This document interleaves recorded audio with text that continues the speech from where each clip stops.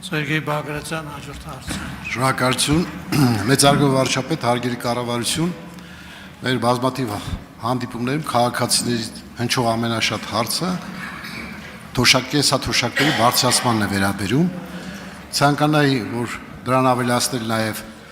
նվազագույն աշխատավարձի բարձրացման հարցը եւ կառավարությանը դիմել բարձրաբանելու համար, թե երբ ենք նախատեսում քայլեր ձեռնարկել կամ հաշվարկներ անել նվազագույն աշխատավարձ եւ կենսաթոշակները բարձրացնելու վերաբերյալ։ Շնորհակալ եմ։ Հարցին կպատասխանի Հայաստանի Հանրապետության վարչապետ Նիկոլ Փաշինյանը։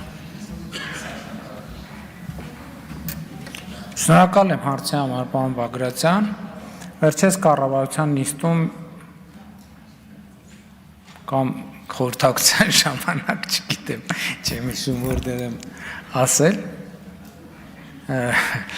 ես այդ թեմային անդրադարձել եմ եւ խոսել եմ այն մասին, որ կարծում եմ, որ կենսաթոշակներից անկանխիկ առևտրի դեպքում հետ վճարի համակարգը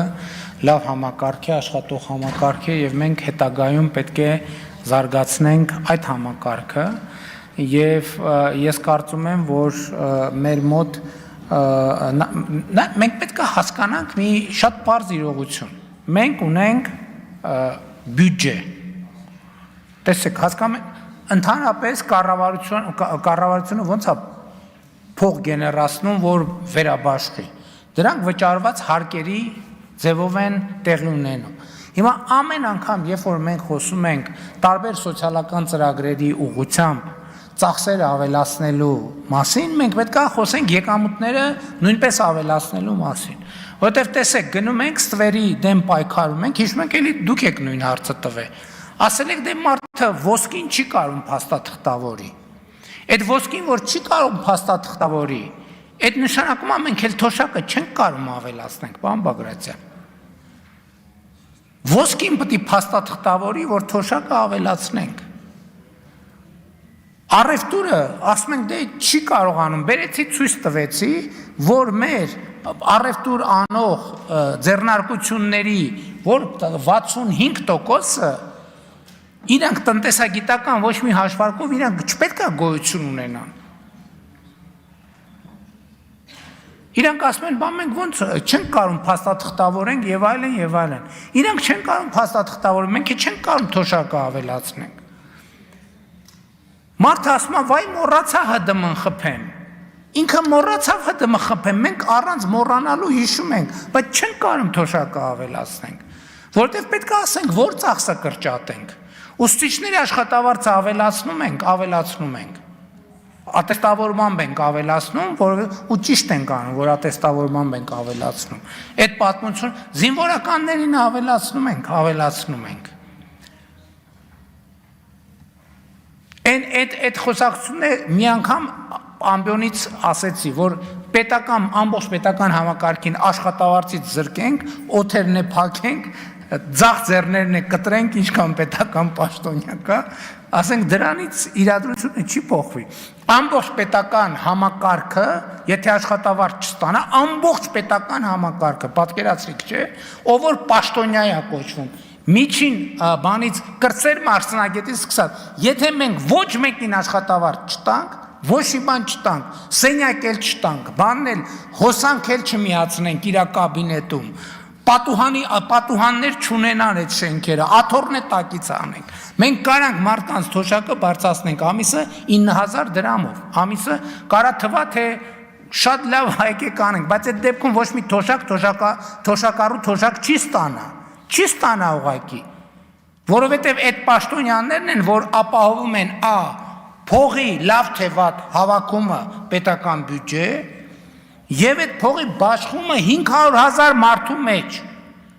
որը մեկը պատկերացնում է, սա ինչ աշխատանք է, փող հավաքել եւ բաշխել 500,000 մարդու մեջ։ Ընդ որում դժբախտաբար Աստված բոլորին երկար կյանք տա։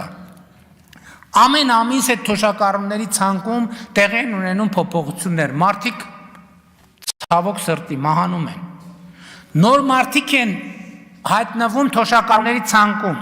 Իրանց պետքա թոշակավորել։ Եթե պաշտոնյան են, որ ձեռը կտրել են, կատորն են, տակից հանել են, չլինի, այդ մարդը չի կարող թոշակառու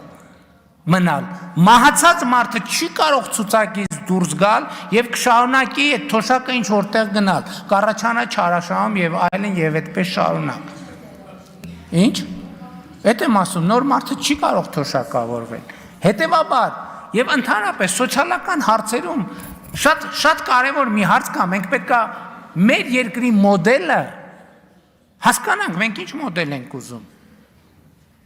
Իմ կարծիքով մոդելը հետևյալն է, որ մենք պետքա աշխատենք արդյունավետ, վաստակենք շատ, որպեսզի շատ ծախսելու հնարավորություն ունենանք։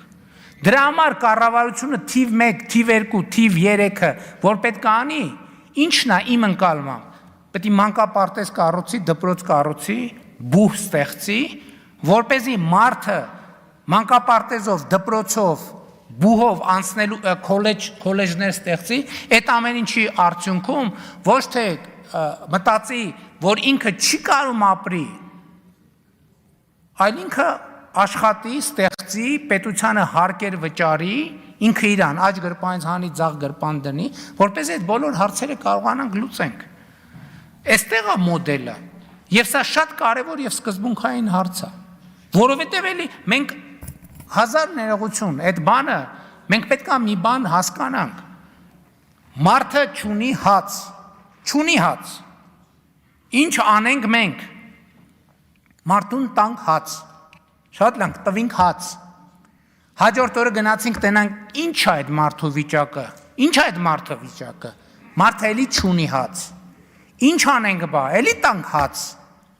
Շատ լավ, տվինք հաց։ Հաջորդ օրը գնանք տենանք ինչ է իրավիճակը։ Իսկ իրավիճակը նույնն է, էլի չունի հաց։ Ու մենք մեզ դրել ենք այդ ցիկլի մեջ եւ չենք կարողանում այս ցիկլից դուրս գանք։ Եվ պետք է Հայաստանում կառավարություն, խորհրդարանական մեծամասնություն, հանրություն, որ ասի ժողովուրդ հերիք է, եկեք մի հատ կանգնենք։ Եկեք մի հատ կանգնենք, հասկանանք ինչ տիպի երկիր ենք մենք ունենում, ուզում ունենալ։ Այդ որ ասում ենք ապագա կառուցենք,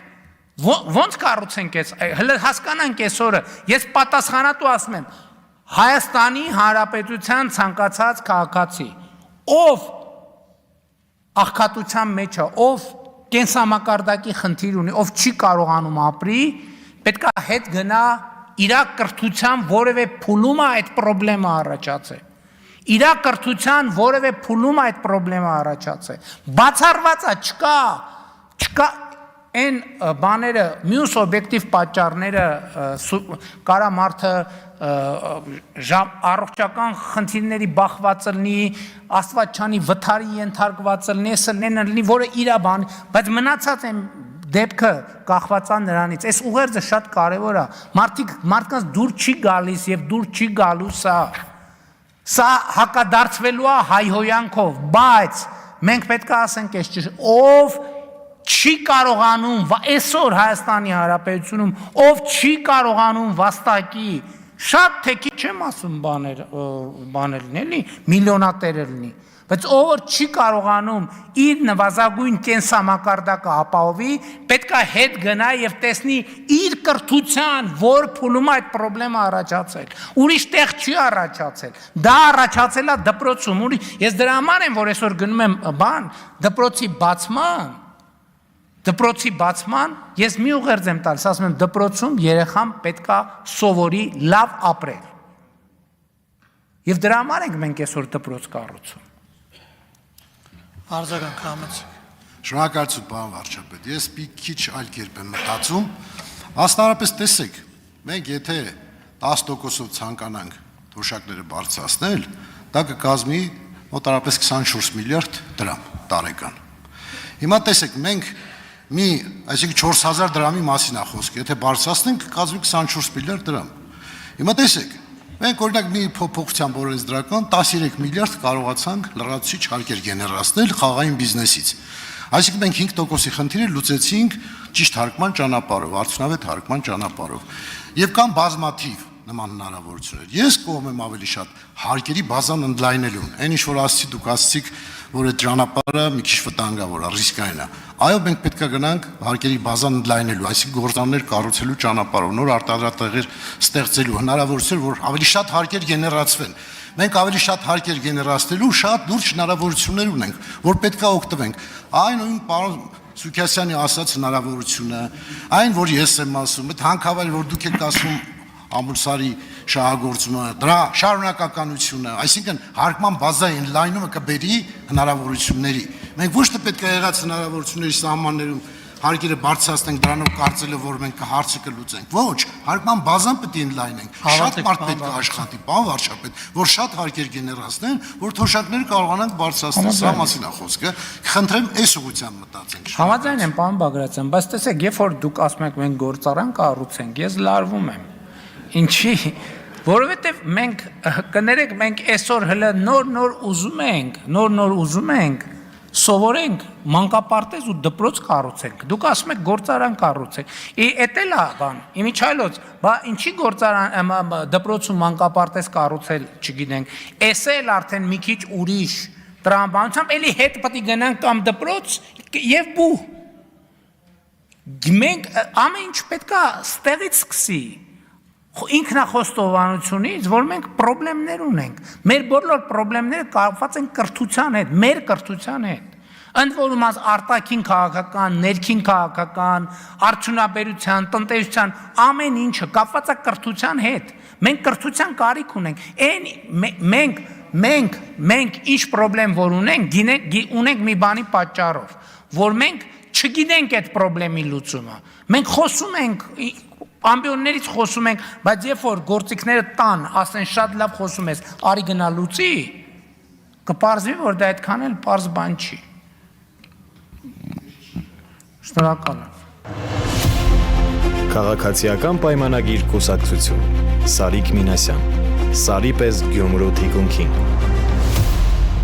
Քաղաքացիական պայմանագիր Քվեաթերթիկ համար 1